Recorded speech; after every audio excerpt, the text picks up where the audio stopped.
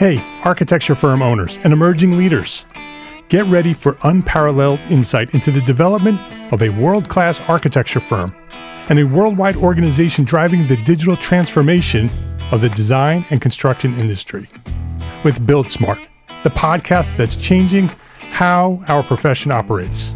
We share the incredible stories behind innovation in the building industry with my friend and co-host, Patrick McLeamy, FAIA, former CEO of the international architecture firm, HOK. You know, Yamasaki's office or firm lasted during his lifetime. And when he passed away, I think that was the end of the Yamasaki office.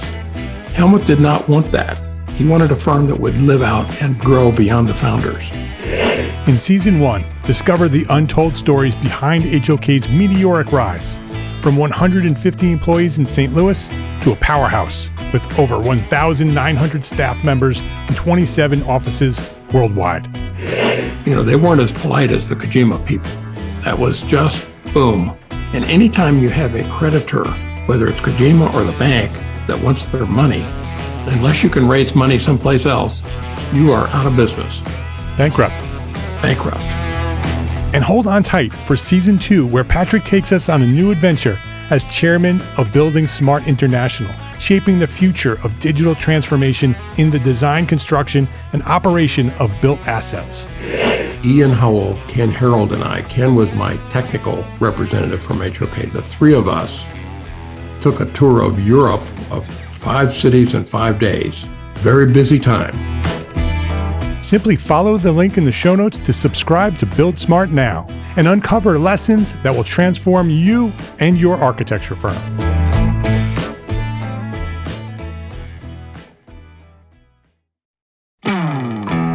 Hey, architecture firm owners and emerging leaders. Get ready for unparalleled insight into the development of a world-class architecture firm and a worldwide organization driving the digital transformation of the design and construction industry. With Build Smart, the podcast that's changing how our profession operates. We share the incredible stories behind innovation in the building industry with my friend and co-host, Patrick McLeamy, FAIA, former CEO of the international architecture firm, HOK. You know, Yamasaki's office or firm lasted during his lifetime. And when he passed away, I think that was the end of the Yamasaki office. Helmut did not want that. He wanted a firm that would live out and grow beyond the founders. In Season 1, discover the untold stories behind HOK's meteoric rise, from 150 employees in St. Louis to a powerhouse with over 1,900 staff members and 27 offices worldwide. You know, they weren't as polite as the Kojima people. That was just boom. And anytime you have a creditor, whether it's Kojima or the bank, that wants their money, unless you can raise money someplace else, you are out of business. Bankrupt. And hold on tight for Season 2, where Patrick takes us on a new adventure as chairman of Building Smart International, shaping the future of digital transformation in the design, construction, and operation of built assets. Ian Howell, Ken Harold, and I, Ken was my technical representative from HOK. The three of us took a tour of Europe of 5 cities in 5 days. Very busy time. Simply follow the link in the show notes to subscribe to Build Smart now and uncover lessons that will transform you and your architecture firm.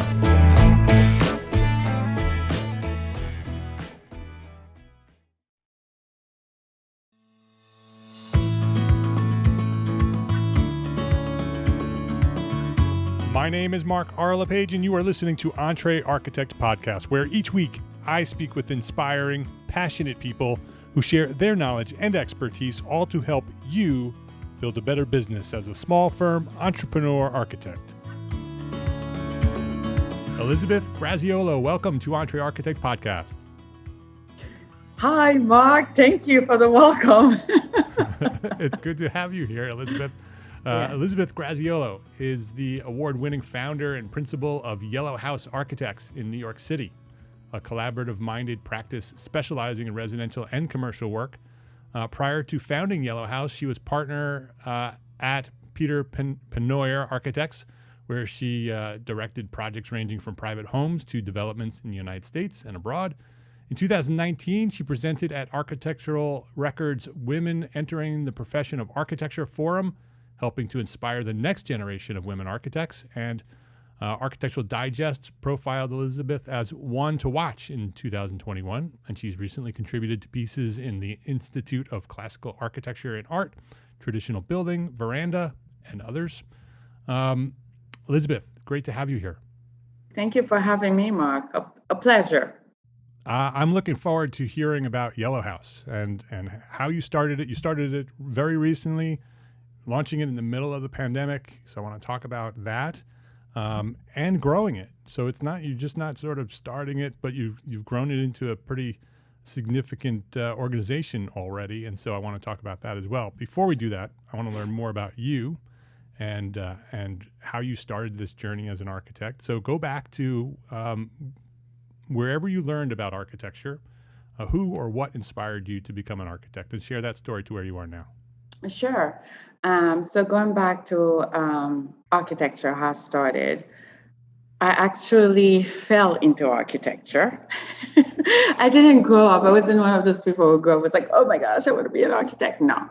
I was in a situation at a very young age where I wanted to go to university early. And that was like an outlet for me to get out of a situation I was in here. And one of my parents' friends, actually, it's somebody I was dating, his parents decided to help me and knew that I wanted to leave high school early and go to college. And I was always good at math and science and art. And I was trying to kind of like apply to places where caters to that type of skill set. And somebody told me about this little school in New York City called the Cooper Union. It's an amazing school.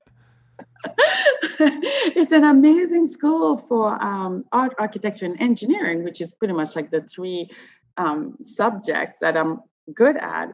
So I was like, oh my gosh, I want to apply for the engineering school. And I was considered a foreign student at the time. I was applying for the engineering school and they were asking me, oh, you have to go take the SATs. I was like, the essay, what? And then and the architecture school was all based on a home portfolio and your exam. And I thought I was being clever. I was like, well, okay, well, I'm just going to apply to the architecture school in the hopes if I get into this wonderful school of Cooper Union, I can transfer into the engineering school. And I took the test and I think I was like 15. I did not understand most of the stuff they were asking me. I don't know how I got in, but I got in and I never looked back. After that first semester, I just fell in love with architecture, period. It was something about architecture. It was like the way you see the world. It's almost like my eyes just like opened up for the first time. Yeah. Seeing things so differently, and see how architecture itself is around, it's everywhere and how it affects people. And I just like fell in love with it. And 20 some years later, and here I am. Yeah. So you went to the Cooper Union in order to pursue engineering first? Mm-hmm. That was the goal. You'd get into architecture and then transfer over to engineering? That was the plan. Yes. Yeah, very interesting. And so you fell in love with architecture. After graduating Cooper Union, what did you do? After I graduated Cooper, I was really lucky to have found a job at a small architecture firm. And honestly, I mean, I've worked for smaller firm, and then eventually, even at Peters, we were smaller and we grew to be a large firm. I think somebody leaving school, having the opportunity to work in a small firm is the best thing you can do, because you get to preview every aspect of the project. Right. You get to touch you get to know what it's like to file at DOB. You get to be involved in the design process. You get to participate in client meetings. So I think it was like really amazing. So I ended up getting a job at a company called Cicognani Architects. They are a smaller firm, high-end residential. And back then it was like late 90s. there was one of the partner was a woman. So it was a woman and this man, they from this firm, and she was very selective on who she chose to come and work with her. She was tough as nails, but we learned so much from her. I was so lucky that she was like my first mentor, you know. And it was great, but she works so hard and she works so hard. So, and this is where I kind of like learned, like you have to have a balance between life and work. Right. Because after 3 years, I think we were like so exhausted. Not that I didn't appreciate what she gave us, but I really we just couldn't keep up. And then hence a friend of mine, we're all at the same firm. She went to Peter's office and then she was like, oh my gosh, Liz, we can get out here at 5 p.m. I was like, oh my God. I'm like, I'm joining. Where do I sign up? So that's when I started at Peter's. And then, and it was like a great firm to work out. And when did you go to Peter's office? So I went to Peter's office in 2001, and then made partner in 2007, and been a partner there since then until last year. Great place to work. People are amazing. But me as who I am, it was like, what is the next chapter of my life? Right. Is this where I want to finish it, or do I want to kind of like take it one step further?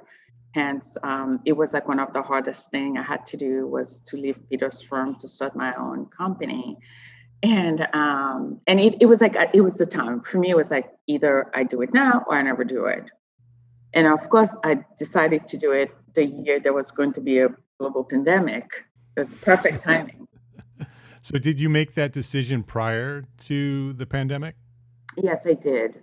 So how did that work? What was the inspiration? So you said it was perfect timing. What was it about the timing that you said, okay, I'm a partner here, but now I need to go do my own thing?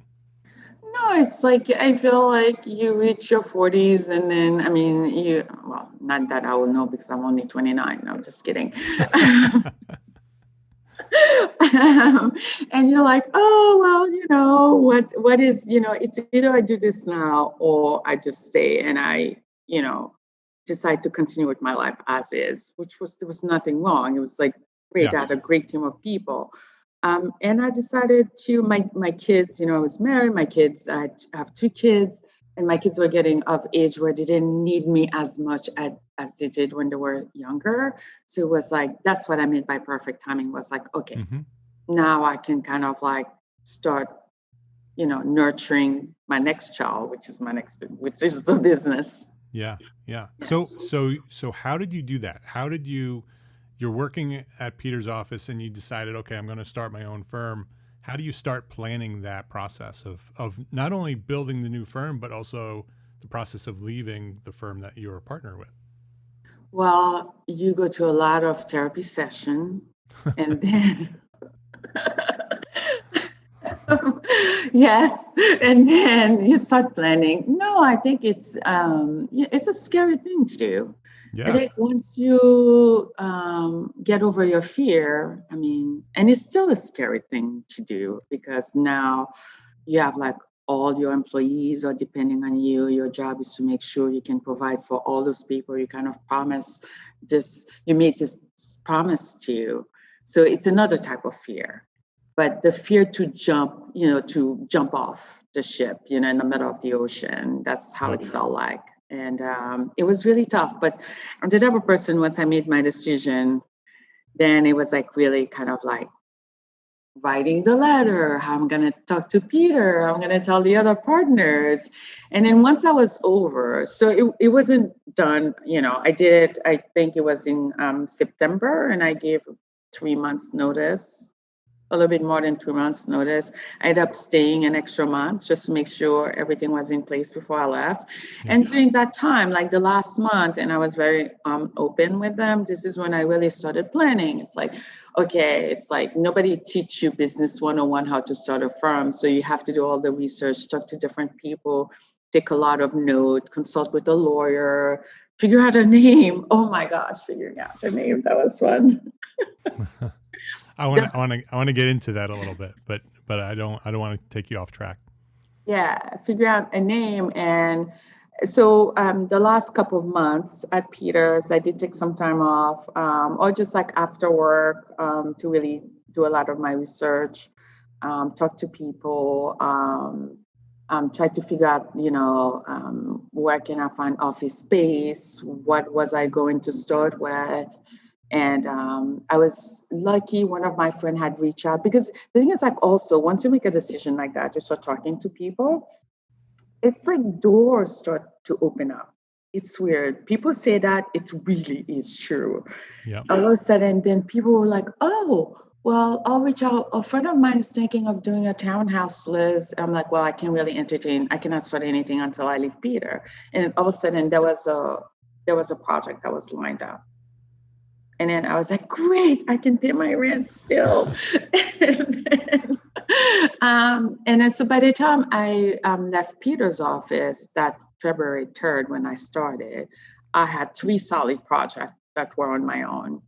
I had a townhouse project, an apartment project, and a house renovation in Turks and Caicos. I mean, that was awesome.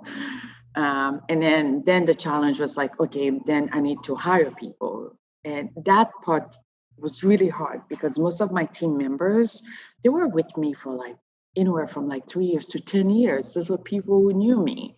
And all of a sudden you have to start from scratch. Everything is from scratch. This is what people don't realize. Even like printing out the drawing, the title block, you're like, oh, I don't have a title block. I need to create one.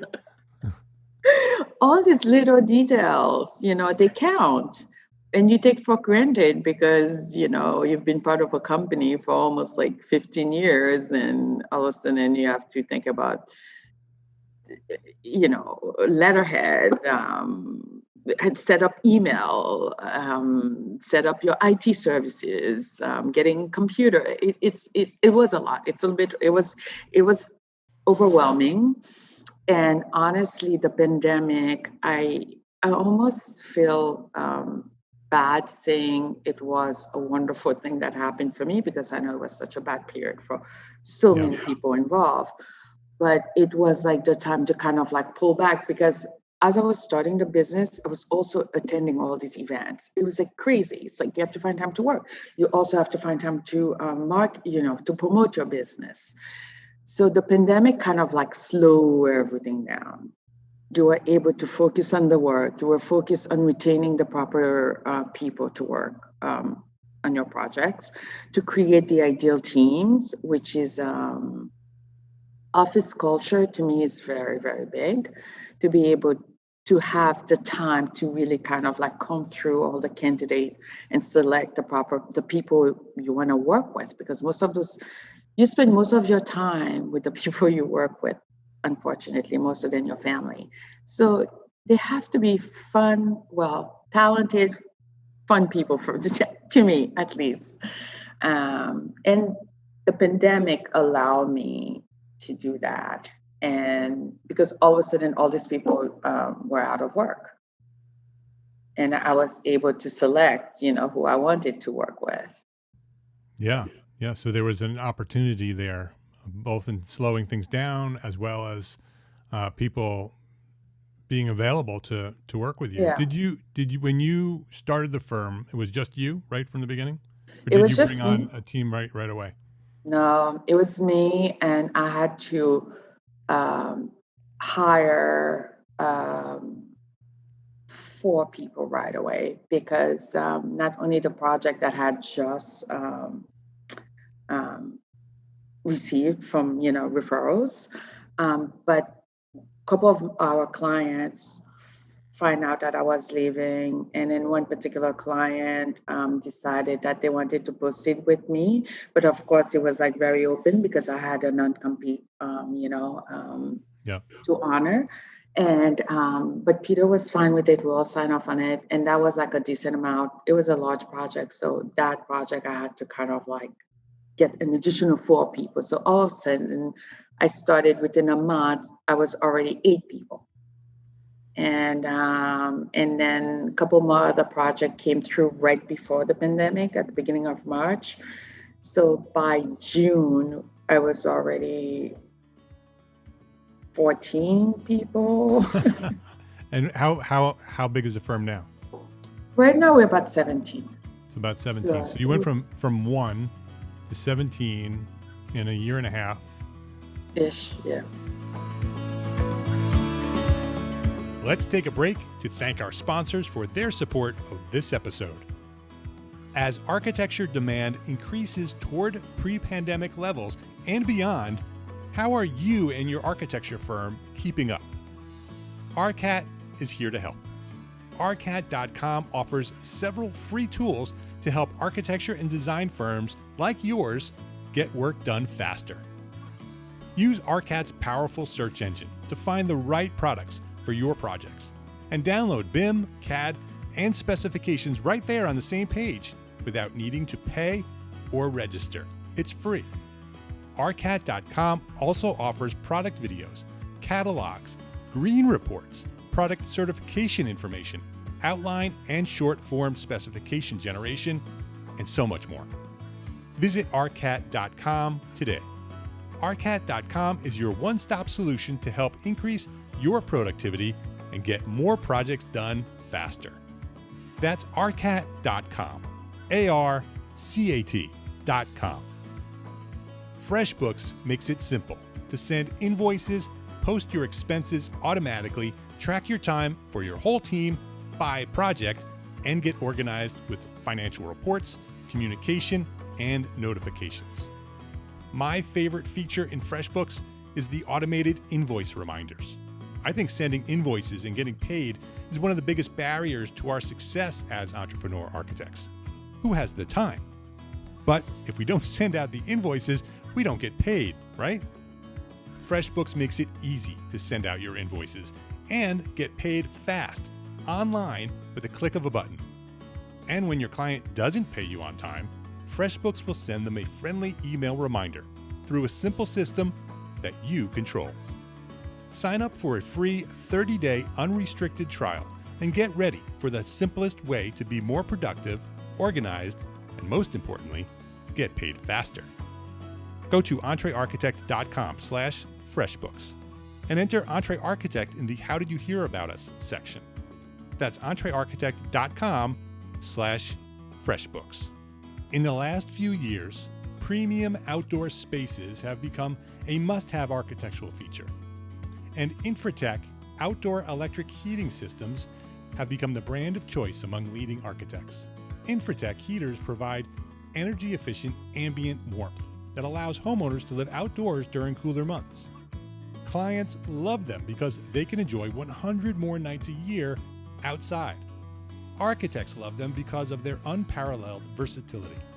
From heater capacities and colors to mounting options that can either seamlessly disappear or accentuate a space with beautiful decorative coverings. They're also the only comfort heat company to offer smart home integration and hands-free voice-activated control. For over 60 years, Infratech has made their products in the USA at competitive prices. They offer incredible design and live technical support at every stage of a job. A few years ago, I was visiting Sonoma Wine Country in California. It was during the autumn, so it was a bit cool when the sun dropped below the horizon. One evening, we joined a group of friends for dinner at one of the big wineries, and we ate outside on the veranda. That amazing Sonoma sun was setting behind the vineyard, so it was getting rather cool that evening, but we were very comfortable. In fact, the temperature was perfect for an outdoor meal during a cool Sonoma evening. I looked up and around to discover why that temperature was so comfortable and found, yes, you guessed it, an Infratech heater integrated with the design of the wood trellis above our table. All these years later, I know it was an Infratech heater because back at the studio, we were planning a large outdoor space for a client, and outdoor heating was part of that plan, and we ended up specifying 6 Infratech heaters for that project. Their amazing customer support team helped us specify the right units, and we had a very happy and comfortable client. Infratech is specified at the most prestigious properties around the world, Learn why and sign up for a free consultation at infratech-usa.com/podcast. That's infratech-usa.com/podcast. Please visit our platform sponsors today and thank them for supporting you, the Entre Architect community. So let's talk about those first four. Yes. Because I've talked to many people, and Yeah. I've talked to many people who have been in that situation where they have to hire their first employee. So what was it like to hire those first four people? It was really tough. The very first employee was a recommendation of a friend of mine. So that was like a little bit easier. It was somebody with a lot of experience, which was great because I needed that. Do you And at first- recommend that to others who are hiring that first person, to hire somebody with experience? Absolutely. Well, it also depends on the person's vision, because my vision was I really wanted to build teams to actually work on different type of project, because that is of interest to me. Yeah. I know certain architects who are very particular about their design and ownership. They really want to be the sole person, so they want to have full 100% control. I don't have that ego. I don't need 100% control about everything. So having somebody I can kind of like, who can grow with me, I can trust. To me, that's a fun part of architecture, to actually be able to juggle different design, do different things. So, and those projects takes a long time. So for me to be bogged down with just like one project or two projects for like 4 years or 3 years, it's not as interesting to me as doing maybe involved with 4 or 5 different things, and also giving other people the opportunity to be creative as well, which is my platform. Because I feel like at times, young people or younger architect people have brilliant ideas, but they don't have a voice. They just they get placed on a team and then that's it. It's more production. I actually feel like, these people are going to be the future generation. Why not start listening to them now? Incorporate some of their ideas, even if you don't really do it all the time, but at least they feel like they are part of the conversation. And as architect, it's interesting. So having somebody with experience, great. But okay, so yes, it's great, but at the same time, it has to be with somebody who has similar vision as you. Right. Yeah, that's important. That's very important, because somebody who has experience may see the world completely different than you. So you have to have like some common grounds. So this person was very good. The person was great. He was able to jump in, help me hire the other 3 people, which was really hard because that was like in February of 2019. People were really busy. It was so hard to find really good qualified people. Yeah. But then once I had, okay, but please don't laugh, Mark, because out of the first 4 people I hired, only one of them was still with me. Yeah. So why is that? Was that an error in hiring, or was it just an evolution of business? I think a little bit of both, but primarily it was an error in hiring, because I was rushed. I needed to staff up in order to deliver. I needed to staff up. I didn't have the luxury of having plenty of time to take my time to interview. So I felt rushed, and that was like my mistake. Yeah. And they were not, after a few months, they were not the proper fit. And so you've grown from those first 4 people to now over 15 people. What is your plan for the firm? Is the plan to continue to grow, or is this sort of where you want to be, or what's the plan for the firm in the future? As of now, I think just feel like it's a good size in terms of like how I want it to start and the different type of projects we have. And the idea is like, I would love to have more time with the current people in terms of like us working together, knowing each other better, understanding aesthetically what we are about, understanding us as a firm before we grow bigger, because those are like the people. Because right now, I think I have an amazing core of people, and I can see these people taking more leadership role in a larger network of people, and but maybe not so quickly, you know. So Yeah. yes, I'm interested in terms of like growing the firm, but I want to make sure I have a really good base, a good foundation to do so. So how is that foundation developed? How is the firm structured now? You said that you're not 100% in charge and control of everything like some firms, and you've It's built. no, it's I say I don't want to. That's my goal. I don't want to be in Right. charge and have Exactly. control. Yeah. Right. Right. But right now I am. I'm Okay. involved in every project, and it's really taxing on me to the point that, I barely get a weekend off during a month. But I cannot sustain like that. Right. So I want to groom my current staff to taking on more responsibility. And also, it's not only them, also to train clients to say, okay, you hire Yellow House Architect. This is a team who's going to be working on the project. These people have been with me for 2 years now. Before, I used to be like, I've worked with those people for 10 years, they know me. But now it'll be like for at least 2 years.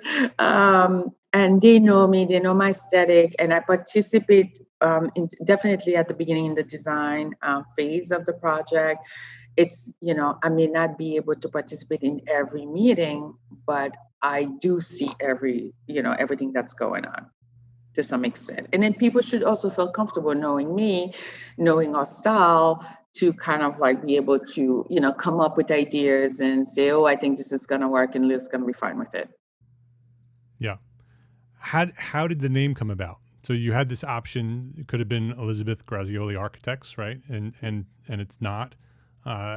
You chose to give it a name, Yellow House Architects. How did that process go, and how did you land on that name? So that was a very long process. I kind of like knew I did not want to name the firm after my name, because to me, architecture is a collaboration among different people. It's never only one person idea. Even sometimes even your client has a say in the design. Actually, yes. So they are part of the process as well. Hence, to me, it was very important that I did not name the firm after me and my name. Hence, the whole thing about like trying to find a name, what kind of studio it's gonna be.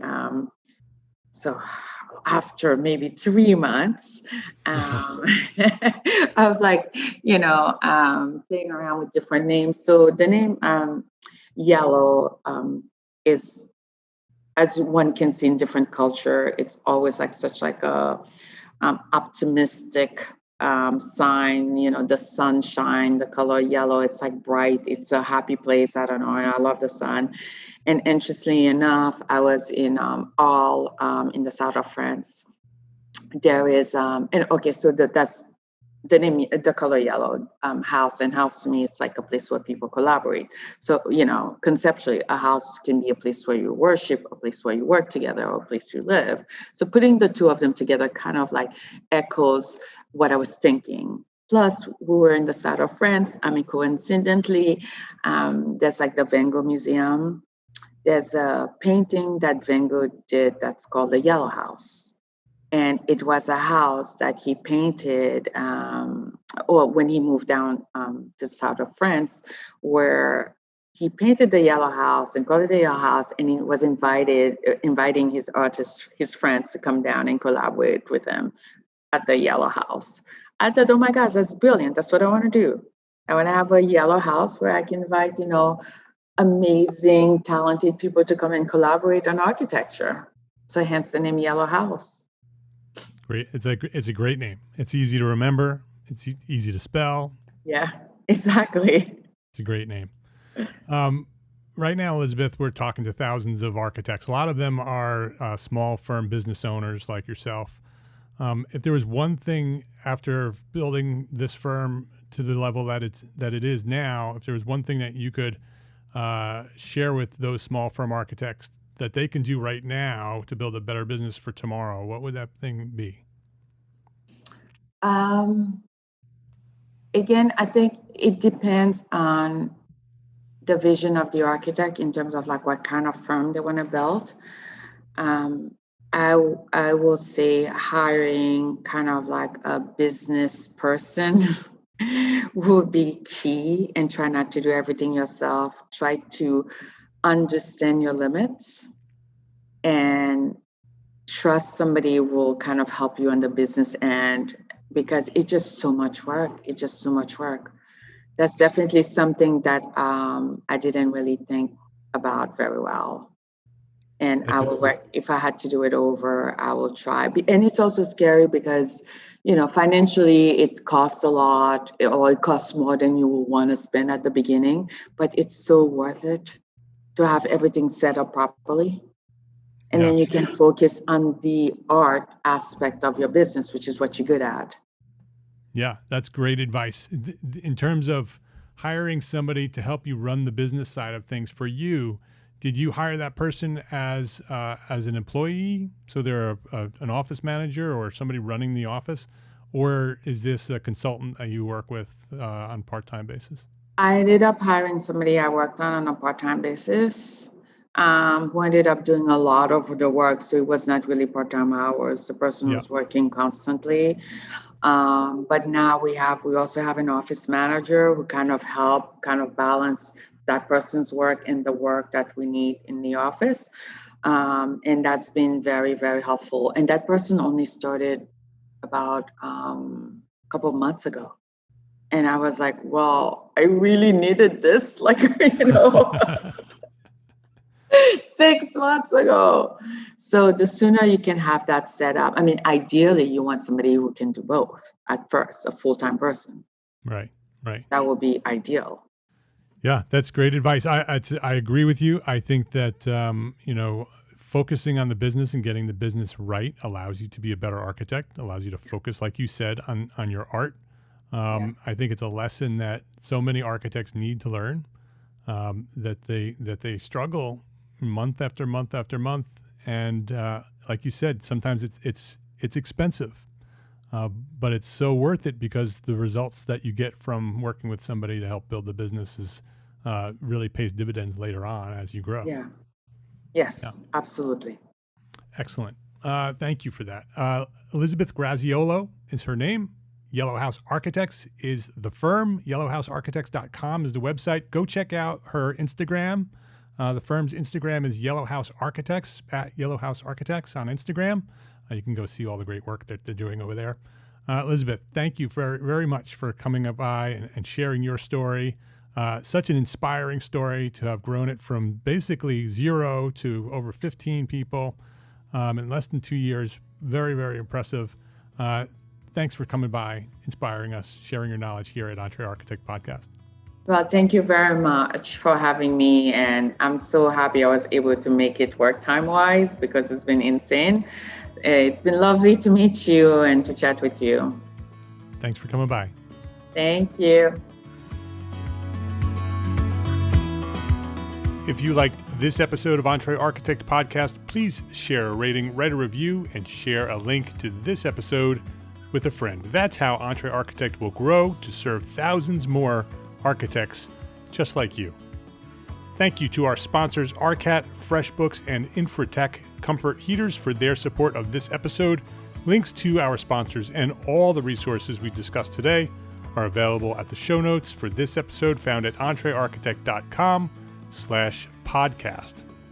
Entre Architect is a member of the Gable Media Podcast Network. Gable Media is curated thought leadership for an audience dedicated to building a better world. Listen and subscribe to all the shows at gablemedia.com. That's GABL media.com. And check out Entre Architect Academy membership. Ready to edit business resources, live monthly business training for architects, a supportive architect community, and simple systems. Our new business system program developed for small firm entrepreneur architects just like you. It's all waiting for you right now at Entre Architect Academy membership, including AIA continuing education learning units. Come join me and hundreds of your entrepreneur architect peers. Visit entrearchitect.com/join to enroll today. Thank you for listening. Love, learn, and share what you know.